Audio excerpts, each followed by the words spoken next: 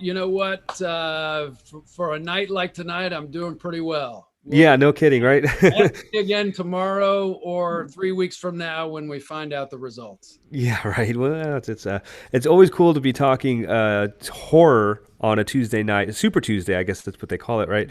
To get away from reality for a minute and talk about stuff that we just keeps us entertained, you know. But yeah, man, I'm really excited for the film. Congratulations on it. I know it did really well at Fantasia. Um, how did you get involved in this one? Uh, One of the producers, Sonny Mall, he reached out to me and said, "Hey, I'm working on this project. I think you'd be right for." We had actually worked together on a film called "In the Radiant City" that was written and directed by Rachel Lambert that Jeff Nichols had produced back in 2016. And so I read the script. You know, I've to be quite honest, I'm gonna throw myself under the bus. I've never been a huge fan of the horror genre for no other reason than that the films tend to scare the shit out of me. Why uh, why do I need to scare myself when I could just turn on the 11 o'clock news and get just as freaked out? But the opportunity to work with Brian Bertino, a master of this genre, I would have been an idiot to turn it down. So, but the script I thought he did a masterful job at melding worlds of horror with psychological thriller, and that was something that I had never really seen before. So I jumped at the opportunity. Well, as I said, I have not seen the film yet. I'm really excited to watch it, but I'm going to pass you on over to Horo, who has seen the film and he is raving about it. And I am so excited to hear about the questions he's going to ask. And then he'll pass it on to Chris and Muse after he's done there. Go ahead, Horo. All right, taking it away. First, thank you, Michael, for joining us. Uh, yeah, I saw it at Fantasia. Just to kind of give you a little background here, I saw it as part of Fantasia, so I'm happy to be, part of one of the first audience to see this, and I love the movie. I think it is definitely one of the best for me at the end of the year. I mean, I still have some movies to watch, but as of right now, it's the number one movie on my list. Great. Love And that. and you can talk to the group here. I Ever since I saw it at Fantasia, I've been talking about it ever since. Um, so it is a complete pleasure to have you on here. Just to let you know, I did also speak with Andrea last week in a separate interview. Um, Great to hear her from a producer's standpoint. But we're going to dive into someone who's actually on set and there. And I'm going to kind of start kind of where you left off and what Ken asked. Um, Being this is your first horror, uh, what was it about the script more specifically, or more specifically about your character that you really liked and kind of drove you into it? Uh, to be honest, I've read a lot of horror film scripts in the past, and I think one of the things that really stuck out to me about this was that it was the first time I had read a script and felt like the characters were real, everyday people, as opposed to caricatures. I have zero interest in being chased by the boogeyman through the woods with an ice pick. Though I appreciate certainly that a lot of people are drawn to that, but as an actor, it's not really something that interests me all that much. But the fact that these were everyday people dealing with real life situations, such as losing a loved one, dealing with loss, dealing with loneliness, dealing with abandonment. Uh, it was a really kind of loaded story and character arc that I just really felt like would be in my best interest to take on, and then obviously to be able to work with Brian from the first time that we chatted. We have similar backgrounds, similar family dynamics, so we were able to speak from. We had a certain communication that I felt really deepened what we were able to talk about in regards to where these characters were, where they were going, what the story was all about, where Michael fit into the puzzle here. So yeah, I mean, you know, it's obviously we made this film pre-pandemic, and I think that people are going to respond to this film a lot differently than they would have, say, a year ago, just based on, you know, the crazy shit that we've all been dealing with, and having those feelings of loneliness and isolation. And yeah, I think it's really going to hit home. I I certainly hope it does. I definitely think that that's one of the great things about this movie is you have obviously lots of horror going on, but a very real story underneath. And I think that, you know, and I'm going to ask you in a little bit about another movie that Brian did, The Strangers, but I think that's another reason why The Strangers works so well, is because of that story in the background as well, not just everything horror related. But most people haven't seen this movie, so kind of tell us a little bit about your character and what your character is coming into in this movie. Basically, the film is about two siblings who come back to their childhood home, which happens to be a farm, and they're coming back to say goodbye to their ailing, bedridden father, and to basically help their mother get the affairs in order and help take care of the farm uh, in the midst of what's going on with their father, and kind of say goodbye and find some closure, and kind of button things up there on the home front. Obviously, the father isn't available to. A lot of work goes into keeping up a farm, and so Michael is a family man, loyal almost to a fault, willing to do anything that he can do or whatever he has to do in order to keep his family provided for, to keep his family safe. And I think this is probably the first time in Michael's life that he's felt challenged to the point of realizing that he doesn't have all the power and that he can't do what he needs to do in order to save his family. So that's where Michael's coming from. Okay. And you mentioned a sister there. So your sister's played by Marion, and talk about. I believe was it her first time also in a horror movie? I believe so. Right? It was, yeah. We were both horror virgins, and so it was exciting to kind of take that on with another actor. Marin and I had actually played siblings once before, back in 2016 in the film that Sonny had produced called In the Radiant City. So we already had a bit of a sibling rapport between one of us. So I think one of the things that turned Brian on about that was that we had somewhere to work from. We weren't starting from ground zero. Basically, we had a foundation that had already been built, and we were kind of able to finagle that relationship a little bit and kind of put in the circumstances of this story specifically in order to feed the story and help make it feel more organic and deep, because it is a family, but obviously, as with everyone's family, it comes with its faults, and there are many skeletons in the closet, and a lot of those skeletons are dealt with throughout the course of the film. So you got both new to horror, but you've at least worked together. So at least you had something going for you going into this. Yeah, and Brian was great because I think early on when we first started shooting, Marin and I, between shots, we were like, "Holy shit, this seems to be taking a lot of time. What's going on?" What we didn't realize was that a horror film takes so many more setups than a regular movie and a regular television show, especially the big scare scenes. Brian talks about it like a triangle in terms of getting your coverage from all angles.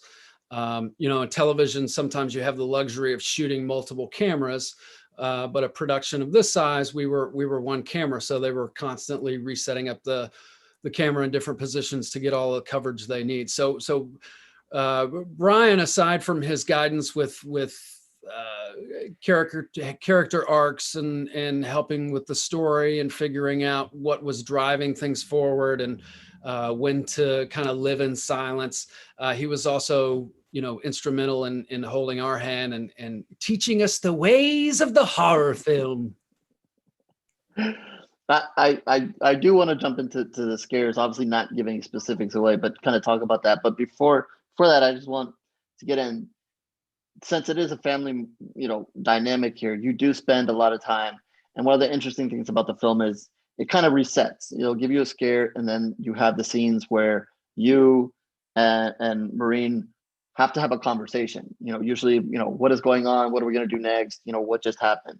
How did you balance between going through those really scare scenes and then those scenes where you have to be more of maybe a traditional acting and just hone in on the conversation between the two of you? Well, I consider myself very lucky in that we had Marin in the role of Louise. Originally, there was another actress slated to play that role, and some scheduling had to be moved around, and that actress had to bow out.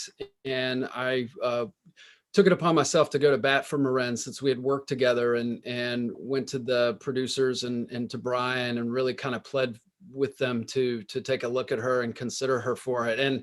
And I'm so glad that she agreed to come on board, because Marin Ireland, actors of my age and my time frame and points in our career and our life, I don't know of another actress that is equally as captivating on stage as she is on screen. And that comes from her training and her 100% commitment to what she was doing. So, I was thrilled that she agreed to come on board. And then in terms of, the being scared, we also had the luxury of shooting on the farm that Brian grew up on. So he really knew this place backwards and forwards and had written this script with his farm in mind. So he knew very clearly what it was that he wanted to see. And, we're out in the middle of nowhere, Texas. Usually, 95% of this thing we shot at night, overnight shoots. And, when you're out in the middle of nowhere and there's no neighbors anywhere nearby and there are no lights and it's very dark, and the sounds that you hear in the middle of nowhere, Texas, in the middle of the night can't be replicated in a sound studio. So the crew did a fantastic job at taking the elements that were already there and kind of building upon them. The place was scary. If we really sat back and took the time to talk and listen with each other and listen to what each other was saying and to be affected by what the other person was saying, the scares, the tension, the horror was really kind of all there for us. We just had to open ourselves up and allow ourselves to be affected by it. And that being said, I feel like the farm itself in this movie becomes its own character, and a character that's pretty instrumental to the story. I absolutely agree with that. You guys definitely make great use of the farm, and it's a great starting place. There's something that happens, really early in the film, and I'll be honest, the first time I watched it, I wasn't, I was kind of doing work at the same time, and something happens, and it was more of a noise effect, and I'm like, what the hell? And that kind of just small stuff off to the side, which is enough by itself. And then you guys have sheep on the farm, and then there's some craziness later on, and all great stuff there. So just with some of your answers and some of the answers I got from Adrian about Brian, talk us through a little bit of you don't have to give away the specific scare, but just talk a little bit about how he's creating. You can pick any, maybe one that maybe you were in, or one of your favorite ones from the movie. But talk about how he's creating a scare and what he's how he's directing you guys to create it.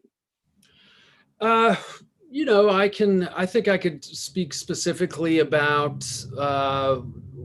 the barn scene where I'm in the barn by myself. I think I can speak about that because I feel like they've released a portion of that footage, or a portion of that scene.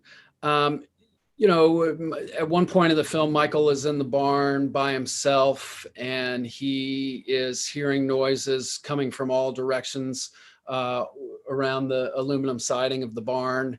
And I remember doing a couple of takes and feeling a little phony for whatever it was. It was probably 4 o'clock in the morning. But I remember going to Brian and being like, "Hey man, are you buying this?" He was like, "Yeah, I'm totally buying it. But what do you want me to do? What can I do to make you feel better?" I was like, "I don't know. Can you try and do something to scare me?" And so he kind of went off with a group of PAs, and then we set up for the next take, and I got ready to do the scene, and suddenly there were actual noises coming from all around the barn, and he had told these PAs to go around and bang the hell out of the walls, the siding of this barn. I mean, he really kind of I hesitate to say dumbs it down, because that certainly lessens the effect of what it is that he's doing. But he knows how to talk to an actor, and he knows how to get an actor engaged if for whatever reason they've fallen out, or they're not buying into the circumstances of what they're doing in the moment. But his ability to break down a scene into beats and line beats and scene beats, and he knows the script backwards and forwards, and he's been playing these shots in his mind. Him and Tristan both, the DP on this film, who I think just has done incredible work. I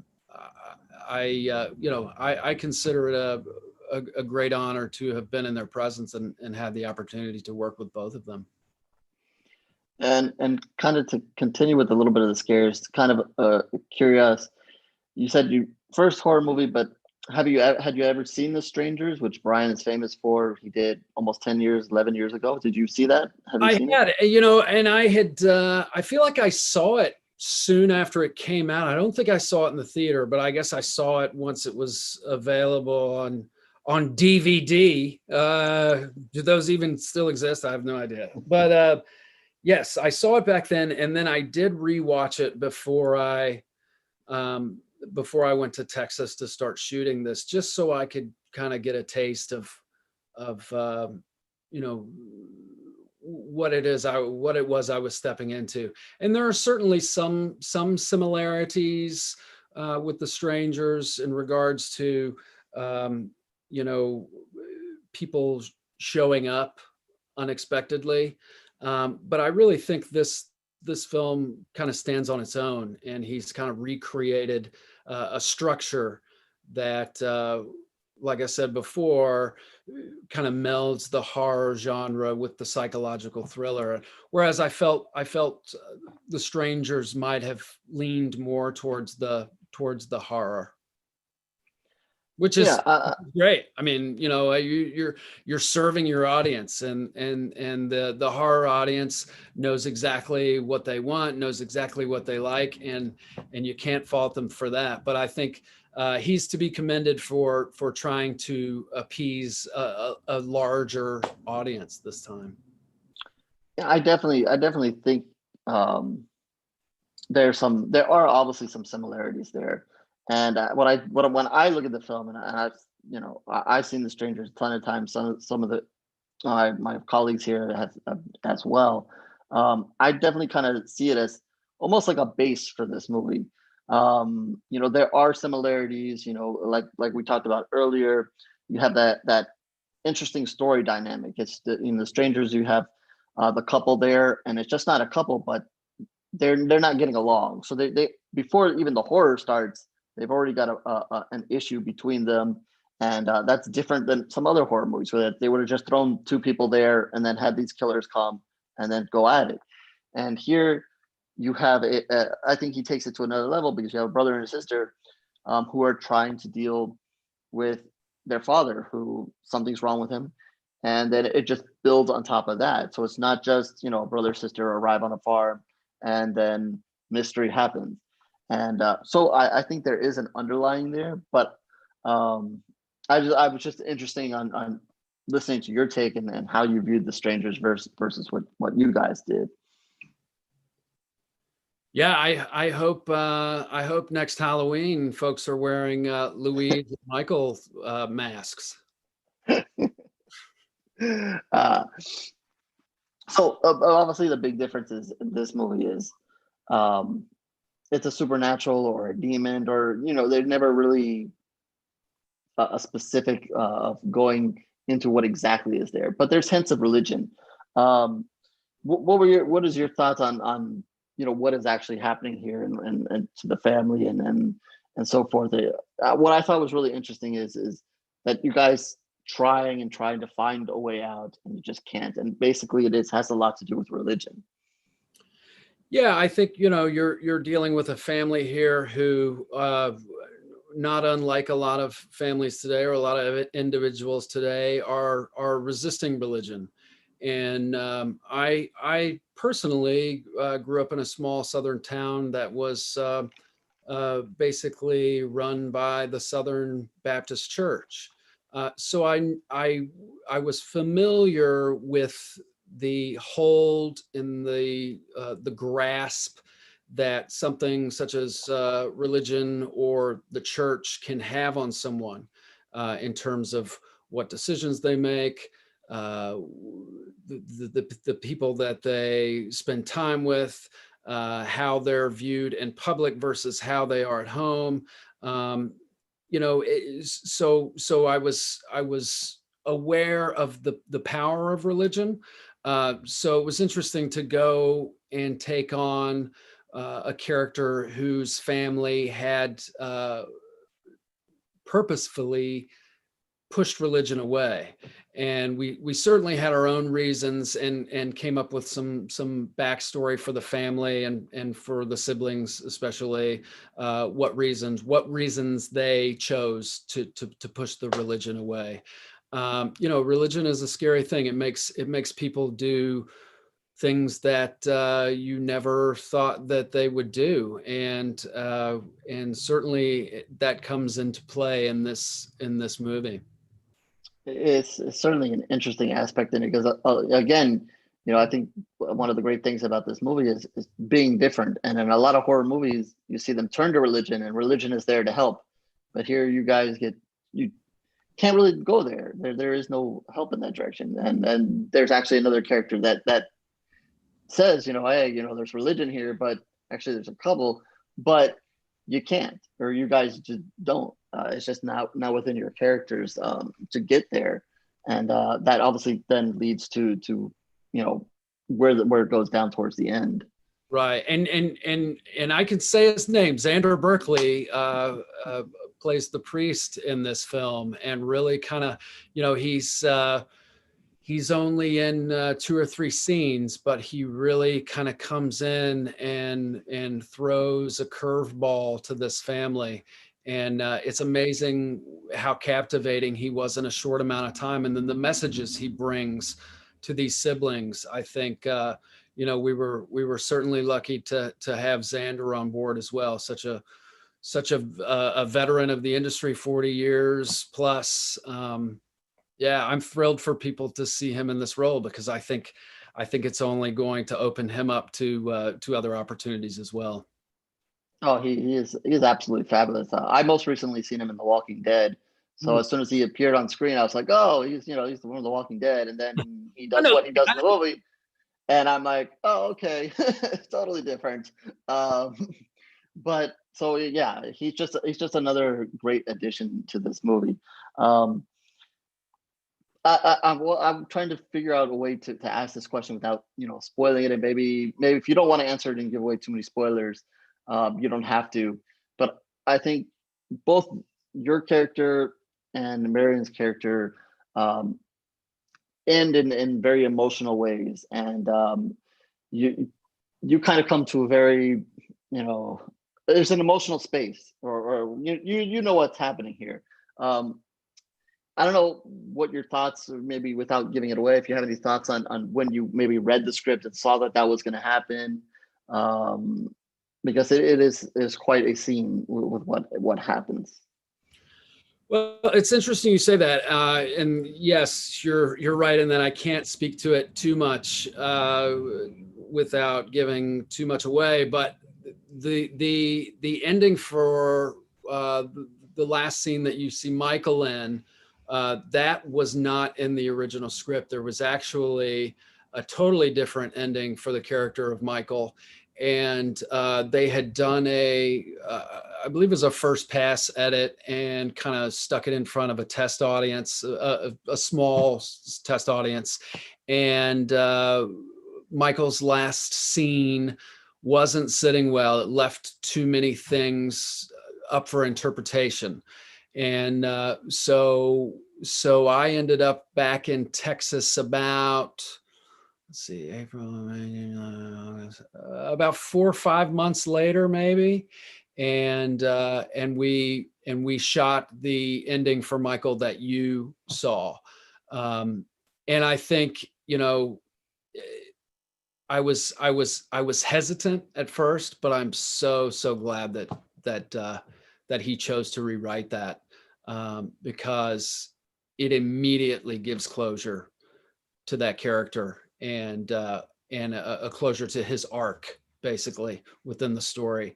And yeah, I'm excited for people to see that. And that's another scene that I'm like, this pandemic, it makes people, this pandemic, whether it's doing it now or 6 months or a year from now, we're going to be different people. We're changed folk now. We have experienced something and are continuing to experience it, and will probably continue to experience it for some time, whether we want to believe that or not. I think we're going to start to take a lot less things for granted. Oh, definitely. And whether it's a virus or a supernatural force, definitely things change. But yeah, like what, again, I don't want to give it away. I can't wait till people see the ending for your character and You're how just trying to ruin it, arc aren't of you? it. You're just No, I'm not. you want to say it But so it is, bad. I do want to say it so bad. But it fit, and it fits the movie so much. And one of the things that I stressed, and I've talked about so much with my fellow host here, is that you guys stick to the title so much. It's The Dark and the Wicked, and the movie just gets darker and more wicked as it goes. And the ending isn't a cop out here. It sticks to the name, and I just love that. And again, kind of going back to The Strangers, it sticks to The Strangers. That movie just kind of kept going and going, and there was no cop out there at the end either there. I guess one other thing I was curious about, I think I heard it, maybe I saw it on Twitter or heard it in another interview. You actually got injured on set, no? I did. Okay. I did. On my last day of shooting, my final scene, my final shot, the final take, we were on a porch. Marin and I were sitting having a very intimate conversation within the scene. And it was outdoors, middle of the night. And the crew, the camera, the lights, everyone, they were set up across the front of this porch. And Marin and I had run the scene a couple of times, and Brian was kind of standing out in the yard with a monitor, and he called cut, and he kind of motioned for me to come over to get a note. And I couldn't get down the front of the porch where the stairs were, so I had to step off the side of the porch, which was a whole maybe 14 inches. I wish I could say it was so much higher, but maybe a foot and a half. I stepped down, I walked out into the yard to talk to him. And as I was standing there listening to him talk to me, I'm thinking, God, my knee feels like a rubber band twisting for some reason. And I went back to the porch, kind of uncomfortable, sat down on the porch, crossed my legs, continued to do the scene. By the time we finished, my left knee was about the size of a basketball, and I couldn't straighten it. So that was my wrap. I was like, they were like, and that's a wrap on Michael Abbott Jr. And I was like, thank you, everybody. And they literally picked me up, carried me to a pickup truck, took me to an emergency room. I had an X-ray, an MRI, and I realized that I had torn my meniscus in my left knee. So I flew home to New York the next morning and had emergency meniscus surgery. Wow. So F you, Brian Bertino. That sucks, man. Eno and Mars will be calling you shortly. Horo, Oh, wow. did you have anything else, or you want to pass it on to? I do want. I just one quick curious question, and then I'll let my other host here. Have you seen the final finished film? Have you seen it from beginning to end yet, or? I have, yes, Okay. yes, I have seen it. Yes. All right. So just because you're not as into horror as maybe some of us, did it? What was your opinion watching that? It's I thought the film was incredible. I thought it scared me just as much as the first time I read the script. I saw everything on screen that I needed to see in order to justify agreeing to do the project, even more so to an oomph degree.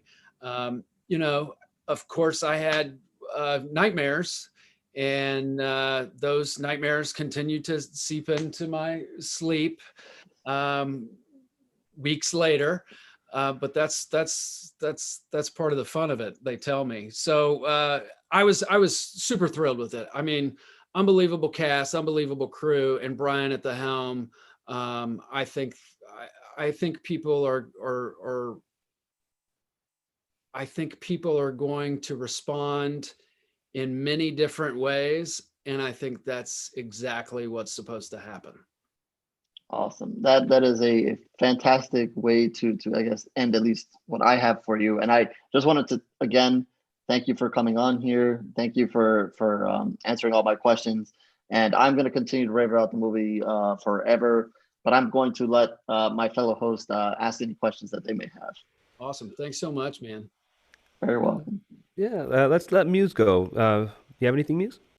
I had a few questions. So, we did not get to see the movie. So I'm going to ask you, you talked about horror films for a second, and the fact that they can get pretty freaked out and terrify you in a pretty big way. So I was going to ask you, what horror movies that you have seen, what horror movies actually really got under your skin and stuck with you, maybe gave you nightmares, kind of like how you already mentioned? Oh my God. I mean, I remember, oh geez.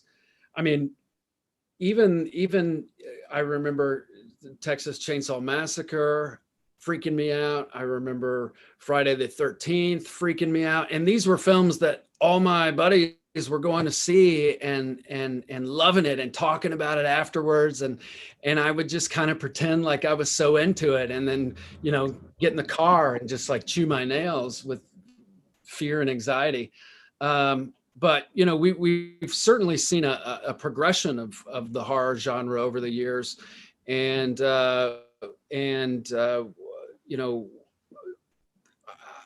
Parasite freaked me out. I had to go see it because everyone was talking about it, and it was such a fantastic film, and I appreciated it for the art that it was, and I thought the acting was incredible, and the direction and the cinematography, but it freaked me out. So I have a hard time going to see these things, not because I can't appreciate what they are, but they literally sit with me much longer than they need to, and I have enough anxiety as it is. I don't need to add to it. But that was kind of the long answer to your question. I love how you talk and your mouth doesn't move in your photo there.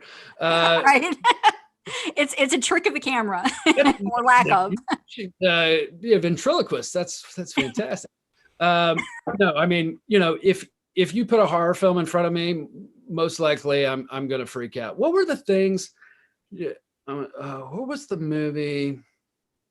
And there were a lot of Faces of Death. Oh, see, I've never watched those. Yes. I couldn't do those. And, I know I'm going to get booed by horror fans everywhere, but I couldn't do the Faces of Death. And I know that they said that some of them were actually not real. Like they found out later some of them were staged, but still the thought that some of that stuff could actually be real death or what have you. No.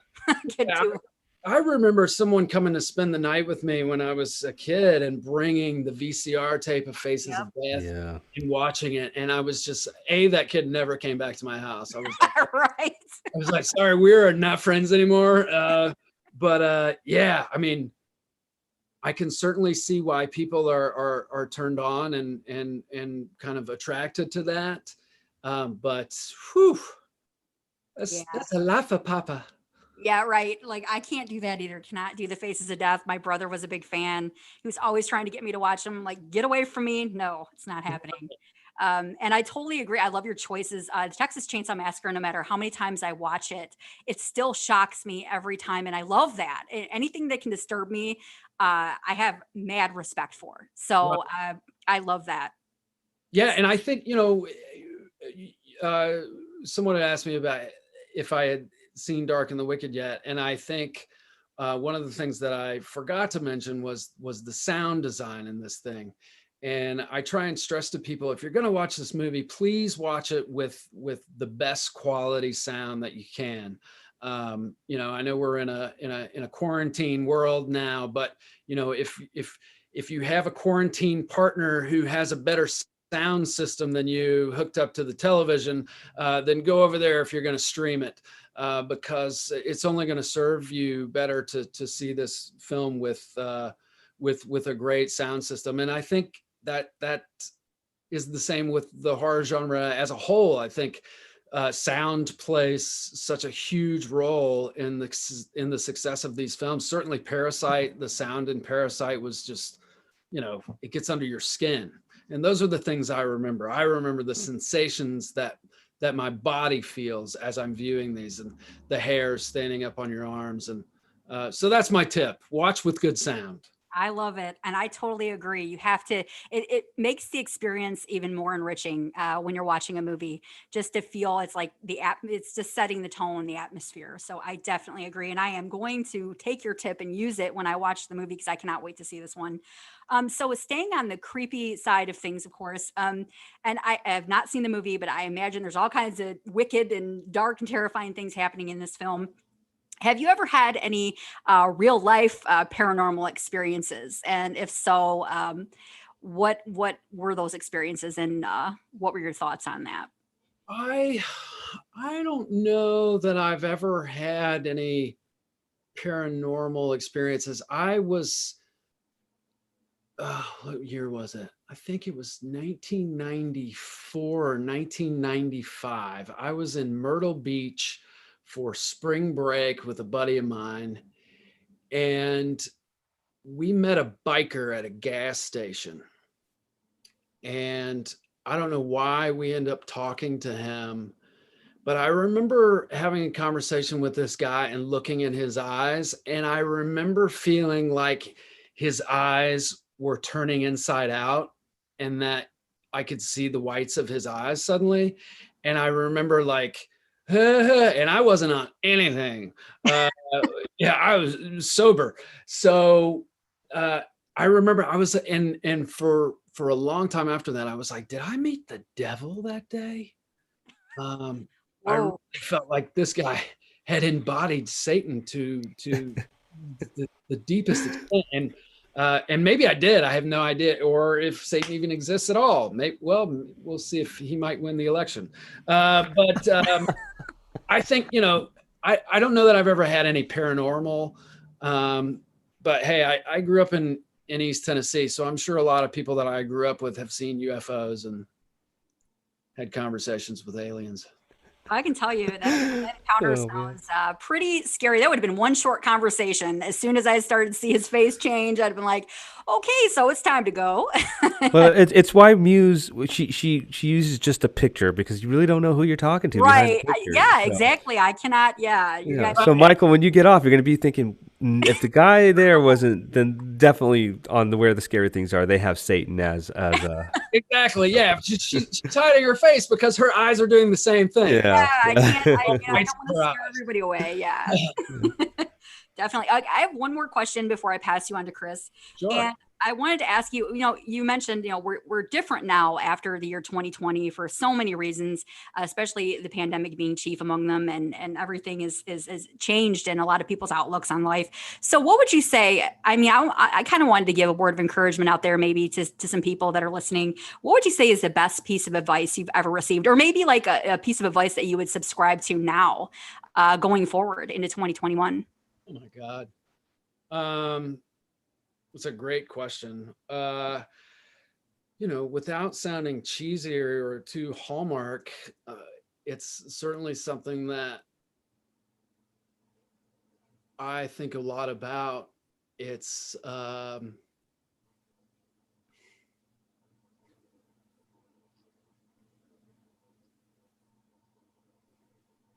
sorry, not taking anything for granted, and living each day to the fullest, and take the time to tell the people that you love them as many times as you can, because you don't know how long they're going to be there. That's so true. That is so true. I love that answer. And it's encouraging, and it's something that we all need to take with us, no matter where we stand on whatever issue it may be. We need to all remember that, do not take each other for granted. And I completely agree. And I just love that. It's encouraging. And I'm just like, get Hallmark on us for a minute, because we need that. We need that sometimes. And so I love that answer. So I really enjoy talking to you, Michael. You're an awesome guy. I cannot wait to see the movie. I know you're going to be fantastic in it. I love your energy. And I'm just looking forward to all of this. So I'm going to pass you over to Chris the Creature Zizi. I know he's got some great questions for you. Awesome. I don't. Oh, okay. I have a couple, not great. At least but he's honest. They're all great if they're from you, Chris. Oh, I don't know. I didn't see the movie. I did watch Invasion of the Blood Farmers, which has a farm in it. And I don't know if you've ever seen it. Terrific movie from 1972. But, I noticed, and it might be incorrect, that you were an Elvis impersonator at one point. And I'm wondering if you have a musical or musical theater background.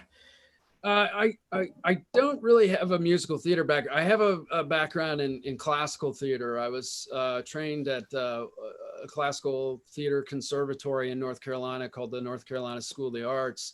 And the first probably 7 years of my career, I spent solely on the stage.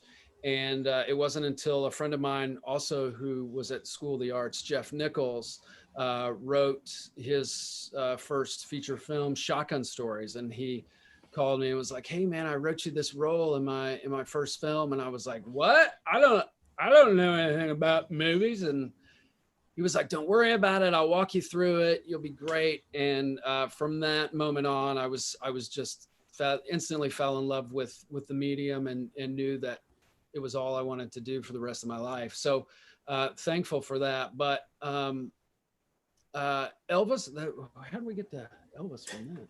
Oh, musical theater. No, so I have done some music. I did musicals a long time ago. I haven't done any in a long time, but Elvis was something that I started doing when I was probably 6 or 7 years old, throwing a towel around my neck and busting in a CC rider for the family. And then as I got older, it turned into a bigger production, to the point where I was playing some large theaters and some convention centers, and did a stint in Vegas, and had a full band, and we did a recreation of a 1972 International Hotel Las Vegas show. And I was always drawn, probably less to his music, even though I think it's great. I was really kind of drawn to the persona of Elvis himself, and how people just kind of gravitated to this guy, and the history surrounding him, and his history connected to rock and roll in the United States and around the world, really. So, it's not something I do much anymore. If I do, it has to be something really special, or I have to be making a lot of money to do it. But yeah, I love Elvis. I love Elvis stage presence. Elvis off stage was a different can of worms. Yeah, it's hard to believe it's been 40 years, give or take, since he's deceased. But any horror movies coming up that you will be cast in? Any horror movies coming up that I will be casting? Not not that I know of right now. Oh, we're going to get to work on that. But well, we have some exciting things happening in 2021. Our industry is just now starting to pick things up. I was shooting a film in Atlanta in March when the shit kind of hit the fan and we got shut down. I was able to go back about a month ago. We were able to finish that film. And that was the first time I had been on a film set with the new SAG protocols and safety protocols. And it's a different beast. It's a whole new can of worms. And unfortunately, I feel until we really get a hold of what's happening, what's going on in front of the camera is so the last thing that people are concerned with right now.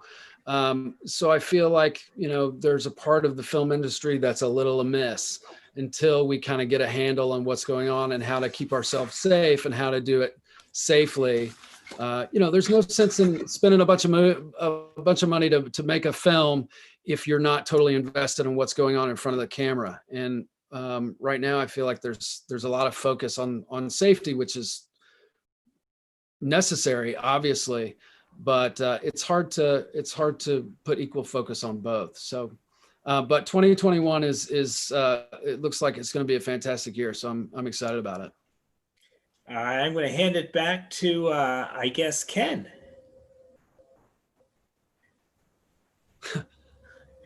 Ken's like, I got nothing. Yeah. If Ken would unmute. It's on mute. You're on mute, Ken. Sorry, I'm here and talking. I was Guest. Listen, you got lucky this round because we enjoyed your interview so much and a lot of great questions from Horo and Muse and Chris. You are going to get bumped from the trivia, so you're lucky there. But I do have a question for you. You said you're from New York, right? Or you're in New York now? I currently live. So I'm in Jersey. I commute to the city every day. So I got to ask you. I always ask everybody that is from New York. If when Muse and Chris and Horo come to visit me one day, what is your recommendation of where I should take them to eat? Because I know my places, but I always like to hear what my guests think. Where is the spot that you got to take your friends to go eat?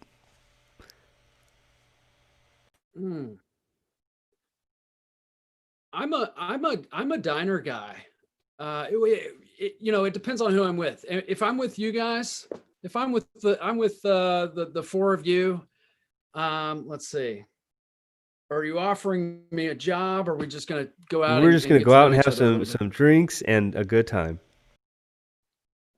Then I'm going to take you. I'm going to take you to the Midtown Diner on 45th and 8th, and we're going to start out with corned beef and rye. Share some fries, and if you guys are feeling jonesy, we'll grab a couple of Coronas. And maybe head down the street to Rudy's afterwards. If you're still hungry, we can grab some free hot dogs at Rudy's and some pizza and throw our trash on the floor and pee in the corner if we want.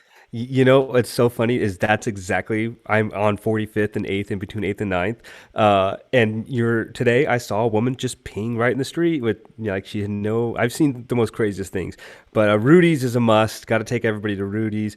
And my wife and I, our first date was at that diner. Believe it or not. Oh, really? That was like our end cap. Yeah, that was our end cap. Yeah. We went to the diner and had some pie. It's so sad too because this pandemic is killing a lot of these diners that have been around for years and years and years. It's so sad. I'm over in Brooklyn, but a lot of the small mom and pop restaurants that have been here for such a long time just haven't been able to survive. But 2021, everybody will be back. Yeah, we'll get back at it, and it's going to be we're going to play the cards we're dealt, and it's movies like this that entertain us, and I cannot wait to watch this. Michael, you are a pleasure. I cannot wait to see this movie. I can't stress that enough. I've never been so excited to watch a horror movie, and it's all because of Horo, and he's just been promoting this and I hope that you follow him on social media because this is his movie, and I cannot wait. He has not missed one yet, and I'm really excited. But Michael, just after listening to your interview, and you didn't really give anything away, I'm just so much more excited. So you kind of mentioned what you're working on. We wish you nothing but the best. But can you just tell us where can we find the movie? Do you have that information? Starting November 6th, this Friday, we will be in theaters and drive-ins deemed safe, and you can find that list at thedarkandthewicked.com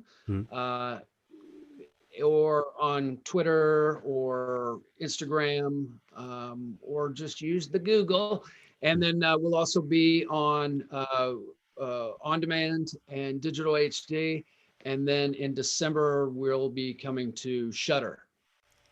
All right. Michael, thank you so much. And if you're not following Michael, definitely give him a follow on Twitter. Can you drop your handle for us real quick, Mike? Sure. It's MYKABIT at Mike Habit. MYKABIT. Come follow me. I'm going to talk all kinds of shit tonight. Oh, God. Listen, Michael, have a great night, and we wish you nothing but success, my friend. Take care. Thanks so much for having me. Take care, guys. We're clear.